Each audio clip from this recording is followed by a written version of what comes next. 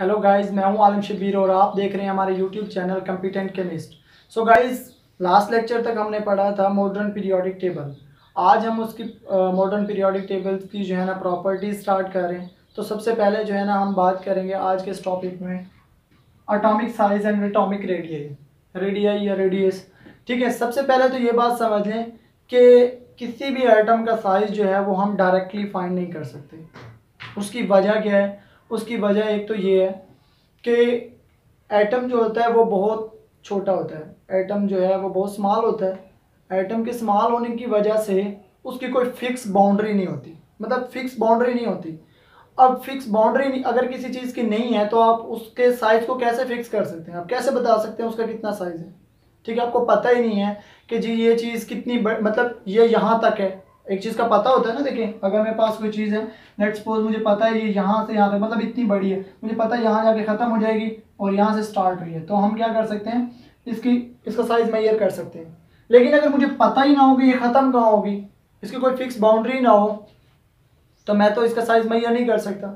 ठीक है, इसी तरह एटम जो है वो बहुत छोटा होता है। अगर आपसे सवाल कर लिया जाए कि हम एटम का साइज क्यों नहीं मेजर कर सकते, तो सिंपल सा जवाब है, एटम जो है वो बहुत स्मॉल होते हैं। स्मॉल होने की वजह से उसकी जो बाउंड्री है वो कोई फिक्स नहीं होती, उसकी कोई फिक्स बाउंड्री नहीं होती। इस वजह से हम उसका साइज मेजर नहीं कर सकते। ठीक है, जब क्योंकि उसकी फिक्स बाउंड्री नहीं है तो हम उसका साइज कैसे मेजर करेंगे?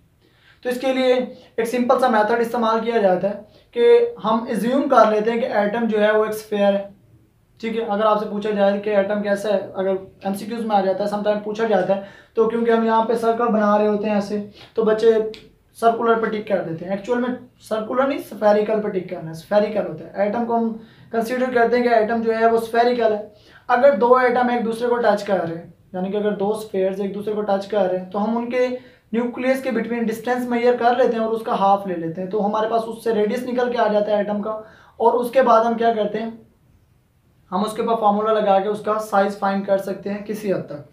ठीक है, अब सिंपल सी बात है। अब यहाँ पे देखें, अगर मेरे पास यहाँ पे एक एटम है, देखें, लेट्स सपोज मेरे पास एक एटम ये है, दूसरा इसके साथ एक और मेरे पास यहाँ पे एटम है। ये दोनों क्या कर रहे हैं, एक दूसरे को टच कर रहे हैं। और एक और बात याद रखें, हम जब भी एटॉमिक रेडियस फाइंड करते हैं तो दो सिमिलर एटम्स को लेते होते हैं, दो डिफरेंट एटम को नहीं लेते।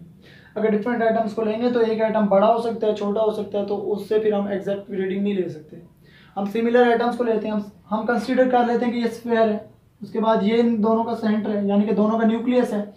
तो अगर यहाँ से आप देखें तो ये यहाँ से इन दोनों के दरमियान का डिस्टेंस हम फाइंड कर लेते हैं। मतलब जो दोनों न्यूक्लियस के बिटवीन का जो हमारे पास डिस्टेंस होता है वो हम क्या कर लेते होते हैं, फाइंड कर लेते होते हैं। अब ये तो आपको पता ही होगा कि जो सेंटर से इस लाइन तक का फासला होता है, ठीक है, सेंटर से लेकर यहाँ तक का जो फासला होता है उसे हम रेडियस कहते हैं।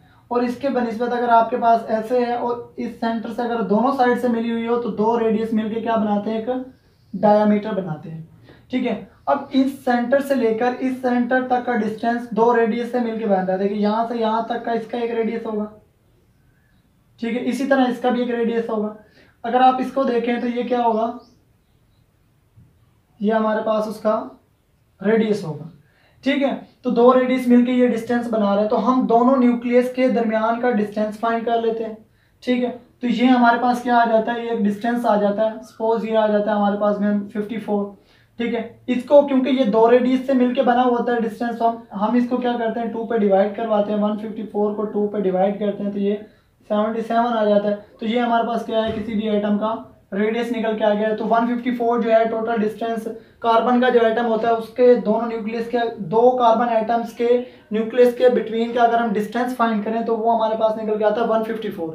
और उस डिस्टेंस को अगर हम 2 पे डिवाइड करेंगे तो वो 77 पिकोमीटर, इसके लिए यूनिट इस्तेमाल करते हैं पिकोमीटर, पीएम लिखते होते हैं पिकोमीटर। तो पिकोमीटर जो है ना, 77 पिकोमीटर हमारे पास निकल के आ जाता है। ये क्या होता है, उस कार्बन का रेडियस निकल के आ जाता है। तो अब यहाँ पे हम डिफाइन कैसे करेंगे एटॉमिक रेडियस को, तो हम इसको डिफाइन करेंगे half of the distance, half of the distance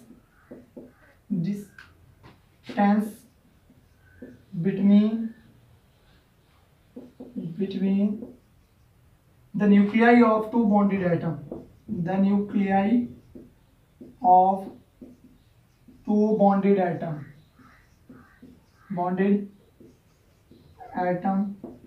is called atomic radius। ठीक है, देखें दो बॉन्डेड एटम के न्यूक्लियस के डिस्टेंस, दो बॉन्डेड एटम के न्यूक्लियस के बिटवीन जो डिस्टेंस है उसका अगर हम हाफ लें तो हमारे पास क्या निकल के आ जाता है, हमारे पास एटॉमिक रेडियस निकल के आ जाता है। और आपको पता है कि एटॉमिक रेडियस अगर हमारे पास है तो हमारे पास स्फीयर का फार्मूला होता है पाई आर स्क्वायर होता है, तो उसके ज़रिए हम क्या कर सकते हैं, उसका जो है साइज़ फाइंड कर सकते हैं। तो ये हमारे पास एटॉमिक रेडियस है, ठीक है। तो इस तरह से हम इसका साइज़ जो है ना फाइंड कर सकते हैं। तो रेडियस की सिंपल सी डेफिनेशन है half of the distance between the nuclear of two bonded atom. Bonded atom लाजमी लिखना है क्योंकि अकेले एटम का हम नहीं फाइंड कर सकते। जब हम साइड नहीं फाइंड कर सकते अकेले एटम का, तो रेडियस कैसे फाइंड करेंगे। तो हम टू बॉन्डेड एटम के बिटवीन डिस्टेंस मेजर करते हैं, उसका फिर हाफ लेते हैं, तो वो हमारे पास एटॉमिक रेडियस के बराबर होते हैं। ठीक है, यहाँ तक बात क्लियर है कि एटॉमिक रेडियस क्या होता है।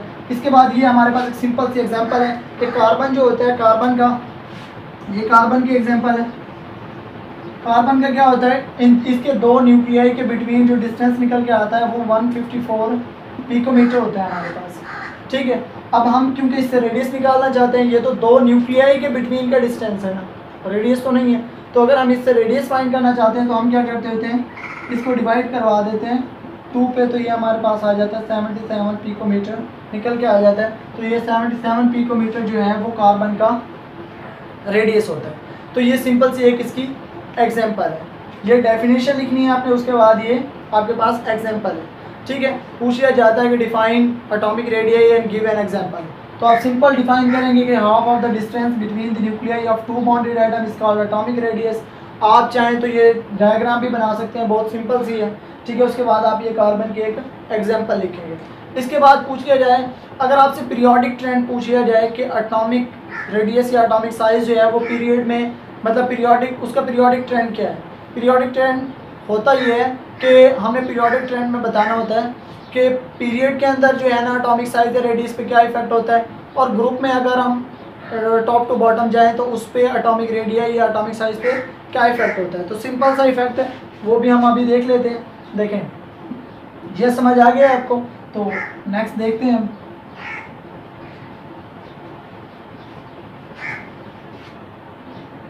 नेक्स्ट हमारे पास देखें, अगर हम देखते हैं इसका पीरियोडिक ट्रेंड। पीरियोडिक ट्रेंड,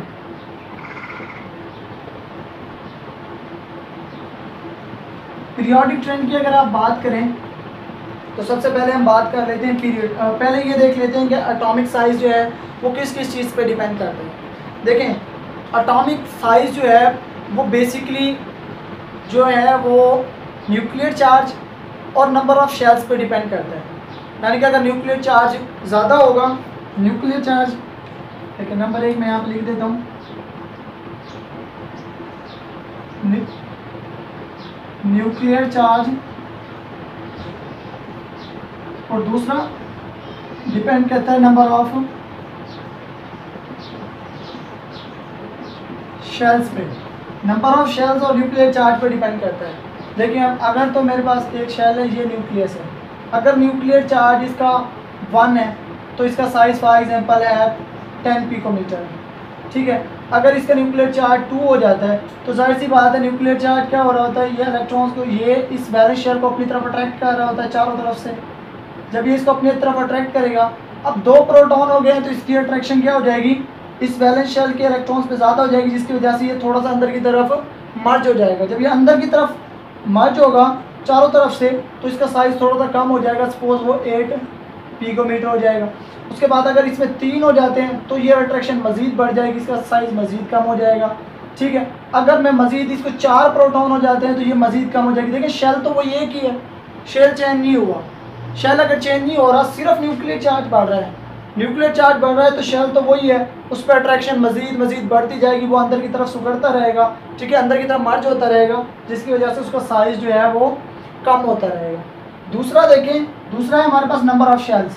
अगर हम नंबर ऑफ़ शेल्स की बात करें तो यहाँ पे अगर फॉर एग्जांपल एक शेल है तो इसका इतना सा साइज़ है, 2 हो गए तो इतना बड़ा हो गया, 3 शेल हो गए तो ये इतना बड़ा हो गया, 4 हो जाएंगे तो ये मज़ीद बड़ा हो जाएगा। यानी कि अगर शेल्स, नंबर ऑफ़ शेल्स बढ़ेंगे तो उसका साइज़ बढ़ेगा, नंबर ऑफ शेल्स कम होंगे तो उसका साइज़ कम होगा। यहाँ पे अगर देखें तो अगर न्यूक्लियर चार्ज बढ़ेगा तो साइज़ कम होगा क्योंकि उसकी अट्रैक्शन ज़्यादा हो जाएगी वैलेंस शेल इलेक्ट्रॉन्स पे, और अगर न्यूक्लियर चार्ज कम होगा तो उसकी वैलेंस शेल पर अट्रैक्शन कम हो जाएगी, जिसकी वजह से क्या होगा, साइज़ बढ़ जाएगा। अगर ये दो चीज़ें आपको समझ आ गई तो अब हम देखते हैं कि पीरियड में क्या होता है और ग्रुप में क्या होता है। देखिए पहले हम पीरियड की बात कर लेते हैं। तो पीरियड में क्या होता है, पीरियड, अगर हम पीरियड की बात करें तो पीरियड में सिंपल देख लें आप मैं पहला पीरियड लिख लेता हूँ, उससे आपको क्लियर हो जाएगी चीज़ें। देखिए लिथियम है, फिर बेरिलियम होता है, फिर बोरॉन, फिर carbon, nitrogen, oxygen, fluorine, neon. लेकिन इससे पहले आपने वो दोनों बातें याद रखनी है कि जो एटॉमिक साइज़ है वो न्यूक्लियर चार्ज और नंबर ऑफ शेल पर डिपेंड करता है। तो ये चीज़ अगर आप याद होंगी तो फिर तो बहुत ही आसान है टाइम लिखना। देखिए अगर आप लिथियम को देखें तो लिथियम में देखें ये इसका सपोज ये इसका न्यूक्लियस है और इसके ये फर्स्ट शेल में 2 इलेक्ट्रॉन, ये 1। मैं ये स्ट्रक्चर बनाता हूँ, देखिए इसमें 2 आ जाएंगे, इसमें अगर देखेंगे तो इसमें यहाँ पे 3 हो जाएंगे, और इसमें अगर देखेंगे तो ये आपके पास हो जाएंगे 4, और इससे फर्दर अगर आप जाएंगे तो इसमें हो जाएंगे 5 आपके पास। अब इसमें देखें इसके अंदर कितने नंबर ऑफ प्रोटॉन, देखिए इनके अंदर नंबर ऑफ इलेक्ट्रॉन्स और नंबर ऑफ प्रोटॉन्स आपको पता है बराबर होते हैं। तो इसके अंदर 3 प्रोटॉन्स हैं, इसमें 4 प्रोटॉन्स हैं, इसमें 5 प्रोटॉन्स हैं, इसमें 6 प्रोटॉन्स हैं, इसमें 7 प्रोटॉन्स हैं। और नंबर ऑफ शेल अगर आप यहाँ पे देखें तो वो सेम है, नंबर ऑफ शेल इसमें भी 2 है, इसमें भी 2 है, इसमें भी 2 है, इसमें भी 2 है, इसमें भी 2 है, सब में नंबर ऑफ शेल जो है वो सेम है। लेकिन डिफरेंस क्या है कि नंबर ऑफ प्रोटॉन्स इंक्रीज हो रहे हैं। नंबर ऑफ प्रोटॉन का मतलब क्या है कि न्यूक्लियर चार्ज इंक्रीज हो रहा है। तो समझ तो आपको आ गया होगा कि न्यूक्लियर चार्ज इंक्रीज हो रहा है तो एटॉमिक साइज़ क्या हो रहा होगा, डिक्रीज होगा। डेफिनेट सी बात है, अगर न्यूक्लियर चार्ज इंक्रीज होगा तो एटॉमिक साइज़ क्या होगा, डिक्रीज होगा। कैसे, देखें इसके अंदर नंबर ऑफ शेल सेम है, इसमें 2 प्रोटॉन है, इसमें 4 है, सॉरी इसमें 3 है, इसमें 4 है, इसमें 5 है, 6 7 है। ऐसे फर्दर हम जाएंगे तो नंबर ऑफ प्रोटॉन्स बढ़ रहे हैं। नंबर ऑफ प्रोटॉन्स बढ़ रहे हैं तो क्या हो रहा है, न्यूक्लियर चार्ज बढ़ रहा है। अगर न्यूक्लियर चार्ज बढ़ेगा तो ये इनवर्ट जो अट्रैक्शन है, न्यूक्लियस की वैलेंस शेल पे जो अट्रैक्शन है वो बढ़ती जाएगी ऐसे, क्योंकि नंबर ऑफ शेल तो चेंज हो ही नहीं रहे, लेकिन न्यूक्लियस की अट्रैक्शन बढ़ती जा रही है। अगर न्यूक्लियस की अट्रैक्शन बढ़ती जाएगी तो हर आने वाले एलिमेंट का क्या होगा, थोड़ा सा अंदर की तरफ मर्ज होता जाएगा, तो इनका साइज़ क्या होता रहेगा, कम होता रहेगा जैसे जैसे हम इस तरफ जाएंगे।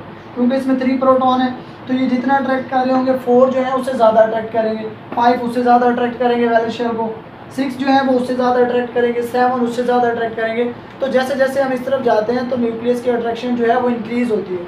न्यूक्लियस की अट्रैक्शन इंक्रीज़ होने की वजह से उसका जो है जो साइज़ है वो डिक्रीज़ हो जाता है एटम का। तो आप सिंपल लिखेंगे कि हम अगर जब लेफ़्ट टू राइट पीरियड में जाते हैं तो एटॉमिक साइज़ डिक्रीज़ होता है। उसकी वजह ये होती है कि लेफ़्ट टू राइट जाते हुए क्या होता है कि न्यूक्लियर चार्ज इंक्रीज़ हो जाता है। न्यूक्लियर चार्ज के बढ़ जाने की वजह से न्यूक्लियस की जो अट्रैक्शन है वैलेंस शेल पे वो बढ़ जाती है, जिसकी वजह से एटम का साइज़ डिक्रीज़ हो जाता है। ये सिंपल है पीरियड के अंदर। अब देख लेते हैं ग्रुप में क्या होगा। ग्रुप में देख लें, ग्रुप में होगा क्या, मैं यहाँ पे एक ग्रुप लिख देता हूँ, उसमें से भी आपको समझ आ जाएगा। देखें ग्रुप यहाँ पे मेरे पास, अब यहाँ पे हम अगर बात करें ग्रुप की,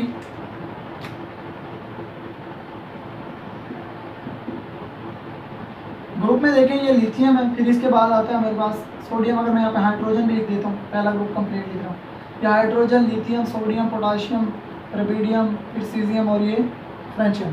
अब यहाँ पे अगर आप देखें सिंपल सा तरीका है आपने देखना है। देखें हाइड्रोजन जो है इसके अंदर क्या है, एक शेल है। लिथियम में आते हैं तो इसमें कितने हो जाते हैं, 2 शेल हो जाते हैं। सोडियम में आएंगे तो इसमें कितने हो जाएंगे, 3 हो जाएंगे, 3 शेल हो जाएंगे। इसी तरह पोटाशियम में आएंगे तो इसमें 4 हो जाएंगे, रुबिडियम में आएंगे तो 5 हो जाएंगे, इसमें आएंगे तो 6, इसमें फ्रेंशियम में आएंगे तो 7 हो जाएंगे। अब देखें जैसे जैसे हम डाउनवर्ड आ रहे हैं तो नंबर ऑफ शेल क्या हो रहे हैं, इंक्रीज़ हो रहे हैं। अब नंबर ऑफ शेल के बढ़ने की वजह से आपको वैसे ही नज़र आ रहा होगा, अगर आप डायग्राम भी बनाएंगे तो आपको पता चल जाएगा कि साइज़ बढ़ रहा है। देखिए इसका एक शेल था तो इतना छोटा सा साइज़ था, इसमें 2 हो गए तो मज़ीद बढ़ गया, इसमें 3 हो गए तो इसमें मज़ीद बढ़ गया, नीचे आएंगे तो 4 हो जाएंगे और मज़ीद बढ़ जाएगा, 5 में मज़ीद बढ़ जाएगा, 6 में मज़ीद बढ़ जाएगा। तो इस तरह जैसे जैसे हम नीचे आएंगे तो साइज़ जो है वो फर्दर बढ़ता रहेगा। तो इससे क्या बात ज़ाहिर होती है कि अगर हम जो टॉप टू बॉटम ग्रुप में मूव करते हैं तो एटॉमिक साइज़ क्या होता है, इंक्रीज़ होता है। तो सिंपल लिखेंगे कि जब हम top to bottom, when we move from top to bottom in the group the atomic size of atom increase, कि जब हम टॉप टू बॉटम ग्रुप में मूव करते हैं तो एटॉमिक साइज़ जो है वो एटम का या एटॉमिक रेडियस कह लें, दोनों एक ही बात है। तो एटॉमिक रेडियस और एटॉमिक साइज़ दोनों के दोनों इंक्रीज़ होते हैं। उसकी रीज़न क्या होती है कि हर आने वाले नेक्स्ट पीरियड में क्या होता है कि एक नंबर ऑफ शेल बढ़ जाता है। यानी कि देखिए ये पहला पीरियड था, ये दूसरा था, ये तीसरा था, ये चौथा, ये पाँचवा, ये छठा, ये सातवां। अब जैसे ही आप नए पीरियड में आते हैं तो एक शेल का इजाफा हो जाता है। हर आने वाले एक नए पीरियड में एक शेल का इजाफा होता जाता है। जैसे जैसे आप टॉप टू बॉटम आते हैं तो उसके जैसे एटॉमिक साइज़ इंक्रीज़ हो जाता है। जबकि अगर आपने देखा था कि पीरियड के अंदर जो है वो शेल तो सेम ही थे, लेकिन न्यूक्लियर चार्ज बढ़ रहा था। अब न्यूक्लियर चार्ज बढ़ने की वजह से वैलेंस शेल पे अट्रैक्शन बढ़ जाती है न्यूक्लियस की। अब जब अट्रैक्शन बढ़ जाएगी तो डेफिनेट सी बात है कि जो वैलेंस शेल है वो अंदर की तरफ मर्ज होगा, अट्रैक्ट होगा, ठीक है, कंस्ट्रक्ट होगा अंदर की तरफ। जब वो अंदर की तरफ मर्ज होगा तो उसका साइज़ क्या हो जाएगा, कम हो जाएगा।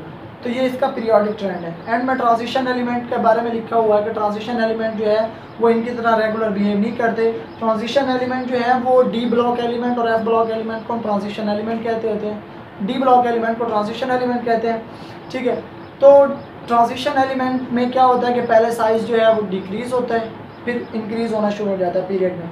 उसकी वजह शील्डिंग इफेक्ट होती है। बट बात यह है कि आपकी बुक में इतना ज़्यादा डिटेल में नहीं दिया हुआ। आपने सिंपल क्या करना है, सबसे पहले ये पता होना चाहिए कि अगर वो पूछ लेता है कि एटम का साइज़ हम डायरेक्टली फाइंड क्यों नहीं कर सकते, तो वो आप बता सकें कि एटम का साइज़ डायरेक्टली इसलिए फाइंड नहीं कर सकते क्योंकि एटम जो है वो बहुत स्मॉल होता है और एटम के स्मॉल होने की वजह से उसकी कोई फिक्स बाउंड्री नहीं होती, जिसकी वजह से हम उसका डायरेक्ट साइज़ फाइंड नहीं कर सकते। इसके बाद आप क्या करेंगे, अगर आप फिर आपसे रेडियस के बारे में पूछता है तो आप एटॉमिक रेडियस की डेफिनेशन लिखेंगे, नीचे के एग्जांपल देंगे कार्बन की या कोई भी एलिमेंट की दे सकते हैं आप। इसके बाद आप फिर इसका लिखेंगे पीरियोडिक ट्रेंड। पीरियोडिक ट्रेंड में आप बताएंगे कि पीरियड जो होता है उसमें लेफ़्ट टू राइट अगर हम मूव करें तो एटॉमिक नंबर इंक्रीज़ होता है। एटॉमिक नंबर का मतलब है कि न्यूक्लियर चार्ज इंक्रीज़ होता है।